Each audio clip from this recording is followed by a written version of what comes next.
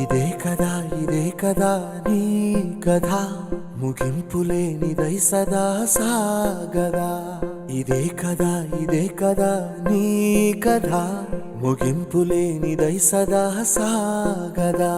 నీ కంటి రెప్పలంచున మనస్సు నిండి పొంగిన ఓ నీటి బిందువే కదా నువ్వెతుకుతున్న సంపద.